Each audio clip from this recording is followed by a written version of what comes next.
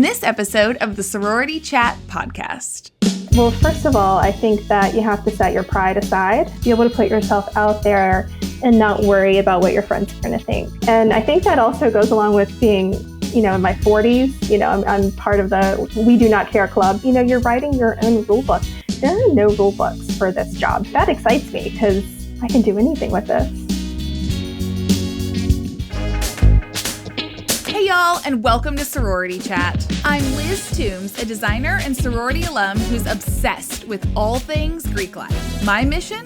To bring you real conversations, smart insights, and fun stories that help make sorority living even better. So grab your favorite beverage, get comfy, and let's chat. Hey sorority chatters, welcome back. Today's guest is Meghan Rosenthal, and she is someone who made a bold leap from side hustle into a full-blown creative career. And she did it all around a life full of family, passions, and everything in between. I first found Meghan on Instagram. She is from North Carolina, and after studying journalism at UNC Chapel Hill, where she took studio art classes, led her Tri Sigma chapter, she headed into public relations and digital marketing. But in 2021, she did something that a lot of us dream about. She picked up a paintbrush, posted a few acrylic canvases on Instagram, and the next thing you knew, she had launched a career. Welcome, Meghan. Hi, how are you? I am great. I'm excited to talk with you because I love your artwork. Your vibe is always so fun online, and so I'm just excited to share you with our listeners. Thank you. Thank you so much for having me. I love talking about anything sorority related or art related and just interiors in general. Yes. So if they are watching on YouTube, they can see behind you, you have some of your artwork on display, as well as one of your composites from your Tri Sigma days. You want to tell that story? Yes. So I was a Tri Sigma at the University of North Carolina at Chapel Hill.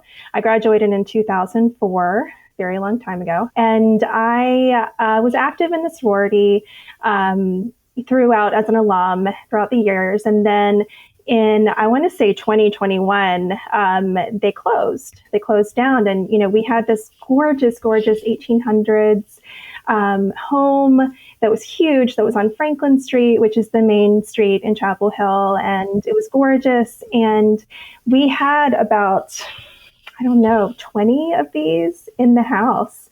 And they basically were going to throw them all away. So I rescued them with another woman who lives in Chapel Hill. And it took me about a year, but I offloaded most of them except 3. And I kept the 3 from my years. I keep trying to give them away to people, but this one's going to be permanent. This was my senior year. So it's pretty special to me. But I have one in my garage and one in my hallway. And every time a sorority sister comes over, I try to give it away. I think it's fun. I want them to be saved, and they're great. It's a conversation piece. Yeah, it is. And it looks like it, where you have it hanging there with the built-ins above the sofa, it just looks like that spot was made to house that composite for you. It actually, I built the bookcases around it. Okay, then it literally was made for it. It literally was made for it, yes, yeah. These bookcases, actually, there's an interesting story about them. We had just moved into our home and we were doing renovations and we didn't have a budget for original art. And so I knew that if I wanted to add the bookcases to our new home renovations, I would, number one, have to paint art to fill my walls, because we were not spending money on original art. And I would have to figure out a way, like I wanted to pay for this bookcase, the building of these, because I love them so much. And it was just sort of like an add-on project that didn't make sense at the time. So I started painting paintings and for my home. And I painted so many that my friends and my mom were like, you should try to sell some of these. So then it kind of linked up in my head. And I was like, well, maybe I could pay for the bookcases, and this maybe if I just sell, enough to, cover these, I can feel really proud of myself because I was a stay-at-home parent at the time. And, I was busy doing virtual school, because of the pandemic. And, I felt kind of like I needed something for myself. So I started it, and it kind of just blew up overnight, which was great. And I paid for the bookcases, and it actually went into a real business. I love that story. Sometimes that's what it takes, is the unexpected, and you think it's just going to be this small one-off, and then it takes on a life of its own. It does. It does. It's completely, so I loved designing the bookcases with, my carpenter, and then designing them around my composite. And, this is a very special room to our family. Yeah, I love it. It like encompasses your origin story in such a unique way. And just like you said, it's all conversation starters at that point, because you have a really interesting story to tell about all of those pieces. I do, yes. And people come over and they actually know a lot of the women on the composite, and they're like, "Oh, I dated her," or "She was my friend's cousin," And so it's really fun. It's really fun to just stand there and talk about it with people. Yeah, I'm sure. So you said that the artwork sort of blew up overnight. So you got the built-ins paid for, but then what happened next? Was it like, oh, okay, this is viable, I want to keep going? Or what led you to continue? Yes. Well, at that point in time, I was just painting a painting and then putting it on Instagram. And I maybe had 400 followers at the time. It was mostly friends and family, and then just a few strangers. And every time I would post a painting, it would sell within minutes. And I kept painting and I kept posting, and it just happened every single time. And obviously, my prices were very low at the time. So, people were getting really good deals. But it gave me the idea of the fact that wow, it's I'm using all of this knowledge from, my mom being a professional artist and selling her work. And, here I am selling my work via Instagram. It was an idea that I just sort of ran with, and before I knew it, I was planning a full collection, because I noticed that these one-off sales really weren't working. I mean, they were working, but it was just a lot of, it's not the way I wanted to work as an artist. So then I decided to release collections. So I would pick a theme. I love pop culture, all things pop culture. And I would pick a theme. And my first theme was 90s, just 90s music in general. And so I was just we're just going to go with 90s. And so I painted a collection of paintings in, similar, different colors, similar style. And I would say it's very similar to what I paint now. So I painted organic shapes with white space and gold borders inside, around some of the shapes. And I framed them all in gold. And at that point in time, I was it was really fly by the seat of my pants. So my dining room was actually a very dark gray. And I was it was the morning of the release. And I was actually photographing all the paintings on the morning of the release, and which is hilarious. And and I was you know what? What if I had a white wall?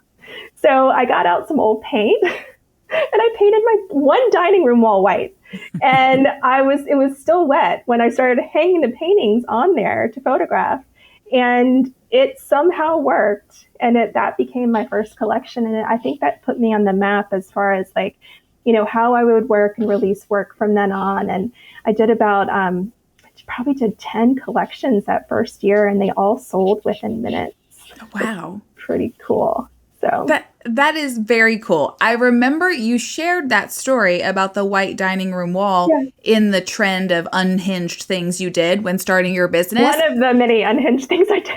Right. But I love that trend, because I just learned the grit behind everybody's business and their brand and what we all did to get started. Because you and I are a similar age. So I graduated in '05, and I do not think that we are old. We are very young still. I still feel very young. I feel 23. Yes. Yeah. And so when you said the 90s collection, I was like, girl, you were speaking my language. Like, we are each other's people here. Absolutely. But yeah, so I think those quote unhinged things are so cool because you just do whatever it takes when you get started, and you just put it out there and roll with it. Absolutely. Yes. And, I had a white wall, and I had a collection of paintings, and then I had to figure out how to ship them. And it was all, you do what you have to, and you have a goal, and you're going to meet your goal, and you're going to do it anyway. And you're writing your own rule book. There are no rule books for this job. And I'm sure for your job, when you're in such a niche, it's like your job is what you make it. And, you're in charge of your own day and your own, workflow. That excites me because, I'm thinking, well, I can do anything with this, which is pretty cool. Yeah, it is. It can be exciting. And then on some days, it's all mindset based. Very overwhelming, too. And be like, oh my gosh, the world's my oyster. I'm paralyzed because I don't know how to take the next step. What does it need to be? So sometimes you want some rules and guidelines, and other times you're like, no. Yes, very, very true. Yes, deadlines are huge for me. I actually have ADHD. So I work via deadline, and I work last minute via deadline. So I'm most creative when I have that looming. Yeah, that makes sense. You have something, kind of a drop dead date, that end piece to work towards. So, I mean, if you know what works for you, then that's great, right? That's how you thrive. Yes. You were talking about doing homeschooling and online schooling during the pandemic and getting this painting off the ground. How do you, or have you balanced that? Raising children, building a business, how does all of that, I don't think that there is really true balance, but how does it all harmonize, I guess? Right. The first year I was launching my business, my husband, he really stepped up. He did all the school pickups. He let me paint. I would paint until dinner. I would paint after dinner. I would paint at nighttime after the kids went to bed. I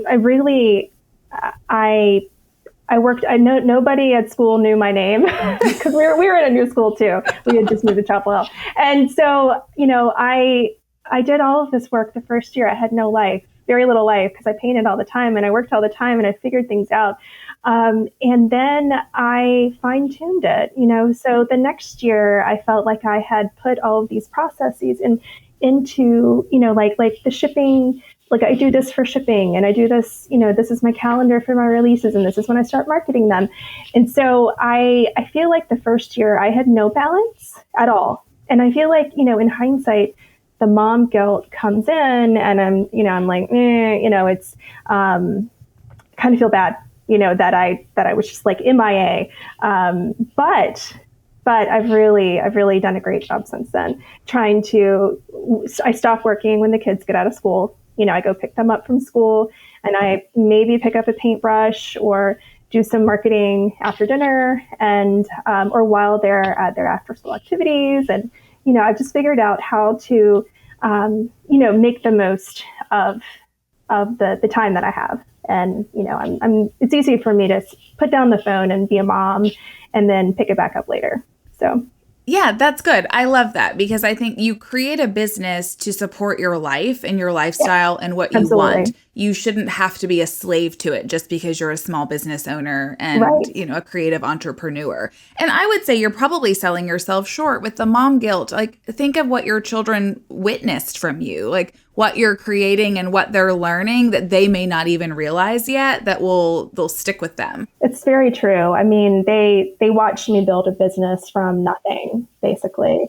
And my daughter was in kindergarten and my son was in the 3rd grade. And it's kind of cool to think that my daughter probably doesn't even remember when I was not an artist, which is pretty cool. She knows me as an entrepreneur, and and my husband's an entrepreneur as well. So we both work from home and we both own small businesses. And it really, it shows our kids that you can kind of do anything you want, within reason.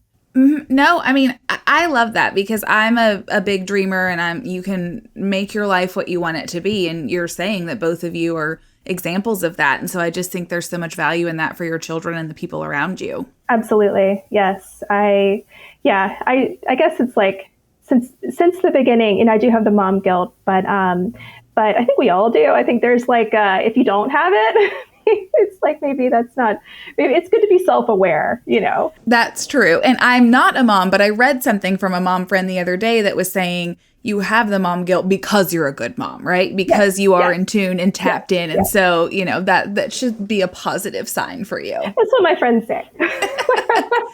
Well, so speaking of moms, you mentioned earlier your mom is also a professional artist. And so it sounds like maybe you've taken two different avenues in how you market and sell your products, but how has her experience informed the way that you do things? And has it been a helpful support system to have witnessed the way that she did it? Yeah, I grew up with her. We had an art studio in our home. It was filled with like every single medium you could possibly ever want to create anything.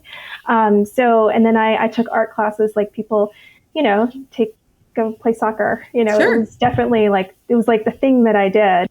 So I grew up very creative, and she basically instilled in me how being creative and creating is just part of life. Beyond teaching me how to create art and to use all of the mediums and just be creative and express my emotions and my feelings through art. My mom also taught me to, if you're going to start a project, you do it well and you finish it and you do it, she had very high standards. And so these days I take that into my profession right now when, I might be painting a painting and I might think it's done. And I'm just thinking, and I come back to it, and I'm like, it's not my best work. It really could be better. And so I feel like I've taken that, her teachings of, if you're going to do it, you need to do it well. And so every single painting that I make and sell is something that I would hang in my home. I love. There are paintings sitting in my studio that I do not love at all, and they're just sitting there because I know that I'll go back to them and I will make them what I want, and then I will sell them. I will feel comfortable selling them. But I basically I just strive to make every single painting the best painting I've ever made, and so that helps me right now, and so I feel confident in my work, and I feel confident with when people purchase art from me, and 95% of my business is pretty much online. So people don't see the paintings in person before they purchase. And at first that was kind of scary, because I would worry, what if my pictures, weren't, didn't represent what the paintings look like in reality. And so I do take a lot of time to edit the photos and to get the colors just right. And, that's a big process for me. And so I had to just sort of I would just sell the paintings and people would love them. And they're like, oh, they look even better in person. And I'm just like, yay. So it was a relief to know that people would receive the paintings that they bought online from a random woman in North Carolina, and they really enjoyed them and they liked them. So yeah, that has to make you feel rewarded and fulfilling to know that what you were setting out to achieve is what they're experiencing. Absolutely. Yes. Yeah. So I feel very confident in my work. Well, that's good. So you've said that a couple of times, and I'm curious, as an entrepreneur or an artist or in any part of the business building, do you ever have moments of not feeling confident? I know that I have some of those moments. And I just think it's, while we don't love to talk about them, it's also nice to hear from others like, oh yeah, this is where I can kind of get down on myself, or I need a little boost. So do you have anything like that?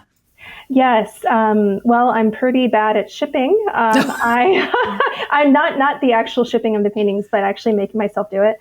I quote people 3 weeks, and it's literally like 2 weeks and 6 days. But I'm bringing out the boxes and the bubble wrap, and I put that off, and I tell myself every release I'm going to do it quicker and sooner. And so I am really bad at shipping, and I think anybody would tell you that. But I do get them there, and I've only had one painting basically run over by a truck. Out of all the paintings I've sold over the years, knock on wood. Oh my, yeah. I know, right?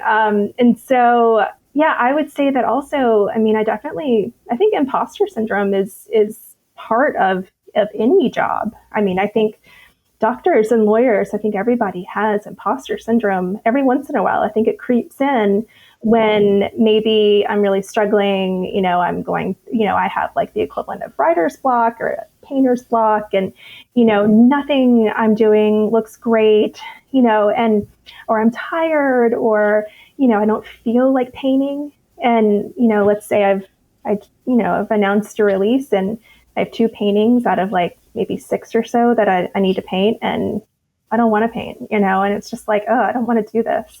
So I think that, I think it's hard, and then also I would say imposter syndrome comes in when, I've applied to a few shows, and I'm like stepping out on a ledge that I haven't been on before with my art. Maybe I'm trying something new.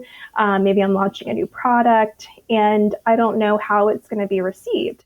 And so I think that it's, the doubt creeps in, and I'm like, I don't know how this is going to go, so, but I think that I just have to, keep putting myself out there and keep trying new things. And it's really helped along. I mean, it's most everything I've done has been pretty good. So, yeah. I mean, I agree. Imposter syndrome can just get you sometimes, it can. Absolutely. If you're not careful. And it usually does come, like you said, when trying something new and like stepping out of your comfort zone. And I don't know how this will go. And I just always have to figure out how to bring myself back to, I've made it this far. My clients, my people like me. And so it's just, how can I keep being me as I go forward? I don't have to be somebody else, because that's when I get tripped up with the imposter syndrome. It's so true. Absolutely. I completely agree with that. Yes. And online is hard about that. It's like, yes, this is great because it opens up an entire world of clients for me. But then also I'm out there looking at what's out there, and then you start comparing, and that just is the wrong method. Oh, gosh, I know. Comparison is the thief of joy. I know. I know. I get it too, though. I mean, there are so many great artists on Instagram. I mean, it's like so many talented, men and women, and they're doing all these great shows, and, they're putting out these gorgeous collections, and, or they're collaborating with people. And, it's like, I look at that and I'm just like, oh, I would love to do that, or something like that one day. And so, yeah. I mean, it's easy to get sucked into comparing yourself to people in your space, and especially online, where everybody puts their best foot forward. And, I think that I try to balance being a little bit authentic, and then, the posed kind of shoots. And I think it's hard. I think it's all hard. Yeah. I think so too. I hear you. I hear what you're saying. And I also remember that there is room for all of us, right? All these different industries. There's so many different types of fashion designers, different artists, different interior designers. And so it's like everyone has their space. So just be in that space and enjoy it. I agree. I love it. I really do love it. I made a lot of friends, a lot of artist friends on Instagram, and interior designers, and everybody in the creative space. I've really enjoyed like getting to know certain people. So it's nice to have that supportive community, because when you are a solopreneur, you don't necessarily have sounding boards that are experiencing the same thing that you have within your company. And so you can go to others and kind of talk about those shared experiences. And I feel like I get a lot of value from that. I do too. Yeah. I have women who have been doing what I've been doing now for 30 years. And, I had lunch with a neighborhood artist. She's a muralist, in my neighborhood yesterday. She's very successful. She's been doing this for like 30 years. And I love speaking with women who are more experienced than I am, and asking them like, how did they do this? Or how did they, get over feeling doubtful about themselves, or like, and then they usually ask me about social media. So, it's a trade-off.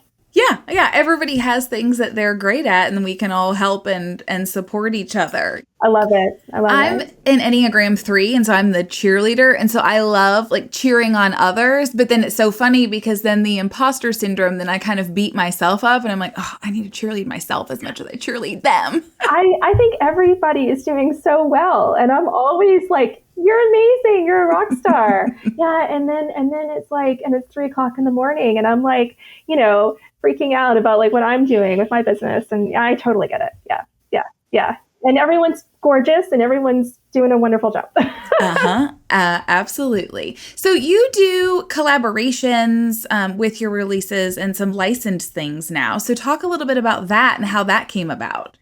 Yeah. So, it's interesting. So my first licensing deal was when I did a planner. It was a planner company, and so they bought a painting, and then they made the planner, the Meghan, for women. It's sort of like a mom planner, a women's planner, and so my art was on the cover of that, and then my next big licensing was when a performance wear company based in Ohio called 70 Degrees contacted me via Instagram, and they said, we think that your art would look amazing on tennis clothing.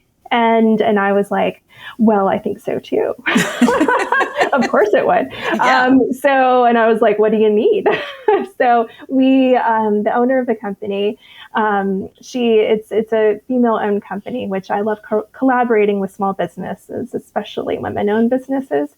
And so we planned this painting that I did, and I painted it and I mailed it to her, and she put it on her line of tennis clothing. Her 70 Degrees specializes in equestrian clothing, active wear that can be worn, when you're showing and riding horses.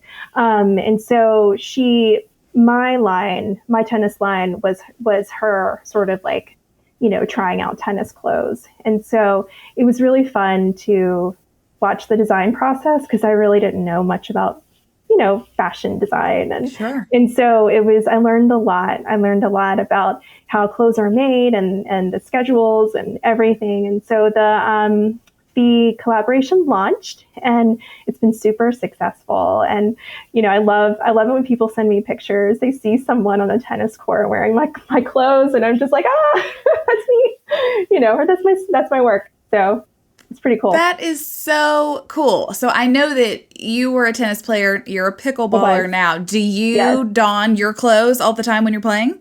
I do. You should. I do. Yes, I do. And it's fun. It's fun because a lot of my friends play tennis, and so I'll show up at school pickup in my skirt, and then like 2 other women will be wearing theirs. And so we look like we're on the same tennis team, and it's just really fun. So I do. I basically just wear tennis clothes, unless I'm like, doing something for work or going out to dinner or on a date. So I love wearing them. Yeah, it's great. It's fun. It's fun. Oh, yeah. I think you should start, if y'all are all going to end up matching, just on Wednesdays, we wear Meghan Rosenthal skirts. I know. Oh, that's such a great idea. I love that. Oh, I'll propose that. Absolutely. Yes. And if they're wearing them that much, it sounds like it's time to come out with a new one, a new pattern and color. I know. I'm thinking blue and white. I think that would be really fun. Absolutely. Although mine is not for the Tar Heels. Mine is for the Kentucky Wildcats, but I'm a blue and white girl. Oh, yes. Well, I mean, I think all blue and white is perfect. Oh, I agree. If you could see my house, like it's all different shades of everything. Like my pantry, I painted like a powder blue, like a Tar Heel blue. And then I've got navies and cobalts, and like you can tell I'm really into blue around here. I love it. I'm painting a blue and white collection right now. Oh, good to know. So I'm the artist in residence at the Carolina Inn, which is a historic hotel here in Chapel Hill. And I basically painted a bunch of paintings. I painted 12 paintings, and my residency started mid-September. And by the third or fourth day, 10 of the 12 paintings had sold just from people walking in. Wow. And so I really enjoyed that because, I sell most of my paintings online. So the fact that people are seeking out my work at this public location and they're going and buying them in person, it felt really good because, it's always good to try new things. Absolutely. It's a new level of validation too. It's like, okay, well, I'm used to selling in this way, but now it also appeals in this way. And so what new doors does that open for me painting and selling? Absolutely. Yes. So I feel very proud of myself that it's taken off, and I'm painting more paintings now. So I just ordered more blue paint to paint more to fill the empty spaces. Never get enough. All the blue. All the blue. Yes. Well, for almost 5 years now, you've had some really great achievements and milestones. So what's on the horizon? What's next for you? Well, I just got a really big commission. It's the biggest commission I've ever gotten. I actually don't really do commissions. Okay. They stress me out. And, but I had a very, well-known company call me recently and that I can't name quite yet. And they opted for the largest painting I've ever painted. And, it was pretty cool. It was a win. It was a win, and I just felt like, wow, it's like my work is going to hang in this famous store, and and I can't wait to paint it and see it in the store and everything. So, well, that is awesome. I'm excited for when you can share about it and talk more. I can't wait. That's awesome. Well, Meghan, do you have any advice that you would give folks as they are venturing into creative businesses or opportunities? I would say, well, first of all, I think that you have to set your pride aside. Like, it's easy to think, to doubt what people are going to think of you. So let's say you start a business online on Instagram and you're selling something or you're launching a service, and you basically need to be able to put yourself out there and not worry about what your friends are going to think. And so I know that some people might feel cringy making videos. I don't personally do a lot of video. I feel more comfortable photographing and, making occasional reels. But, you kind of have to have a lot of confidence in what you're going to put out there and have confidence in your product and not really worry about what people think. And I think that also goes along with being, in my 40s. I think that I kind of left that behind. I'm not really, I'm part of the we do not care club. It's basically just not caring, what people, if people are judging me or I don't know. I mean, it's easy to let the doubt creep in, like we talked about before. But I think that you have to have confidence in your product and in yourself to get out there and make your business what you want it to be. Yeah, I agree. And social media is just its own beast. And so I know that I didn't like doing videos for a while. And then I was like, I'm just going to try. And so You're really good at them. Oh, well, you're very kind. You're very kind. But yeah, I just sort of said, okay, let's attack this. And the more that I'm doing it, now I'm like, well, I don't care. The other day I showed up on stories with like no makeup on. And I was like, who is this person? Because she is not who I was a year ago or 6 months ago. Oh my gosh. I love hearing that because that is something that I need to do more of. I have a friend who owns a clothing store and she gets on stories every day and she talks and she tries on clothes. And I'm like, how do you do this? And she's like, you just do it. You get used to it. Yeah, it literally is. I think it was like a mastermind group. I'm in this group with other designers. And I think we had sort of this challenge where it was like 15 days or something, like post every single day or do a video every day. So I think if you give yourself that deadline, you talk about you thrive in deadlines, do something like that. And so I get a lot of inspiration from what other folks are posting. And then I also follow accounts that suggest real ideas and trend ideas. So then you can pull what resonates with you and then post those every day. And then by the time you're done, you're like, this is old hat. Like, it's no big deal. There's no doing 5 takes. It's just like, this is real life. This is what happens. Oh, the dog barked. You like him. There you go. I love that. That's very inspirational to me because that is something that I do kind of feel, not so confident about. Mm-hmm. What I do love about, you said you do a lot of photography. You are always smiling. There is always a big smile on your face in your photos. And It resonates that you clearly love what you're doing and you're very excited to be talking about it. And that comes through even in your photos. Thank you. I appreciate that. Yeah, it's, I think that I had a friend, an artist friend once, that she actually kind of changed her look in her photos. She went from big smiles and being happy to being kind of like, she felt like her art wasn't, like she felt like she was going to like take herself down a few notches, and like that's the way she was going to present herself with her art. But I feel like my art makes people happy, and it makes me happy painting it. So I feel like I might as well just show who I am, and I'm a generally very happy, smiley person, very positive. And so that's me. Yeah, the authenticity shines through. So I say keep it up. I appreciate that. Thank you. You are welcome. Well, Meghan, if people want to connect with you, what's the best way for them to reach out? Instagram. Yeah, that's the best. And my website, meghanrosenthal.com, is great too. Okay. And is your handle on Instagram Meghan Rosenthal? It is meghan.rosenthal.art. Okay, perfect. We'll put all of it in the show notes so that people can connect with you. But thank you so much for coming on and talking with me about your story. It was a pleasure. Absolutely. Thank you so much for having me. This was really fun.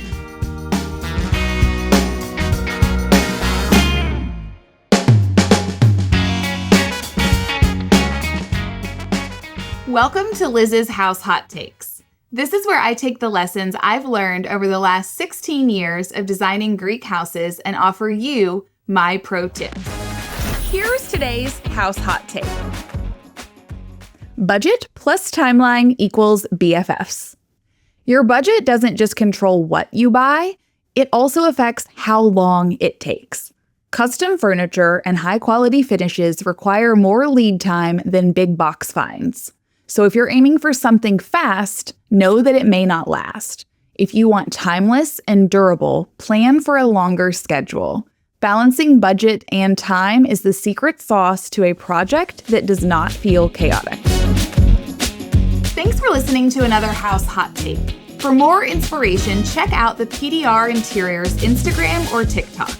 I'm Liz Toombs, and this is the Sorority Chat podcast. Catch you next time.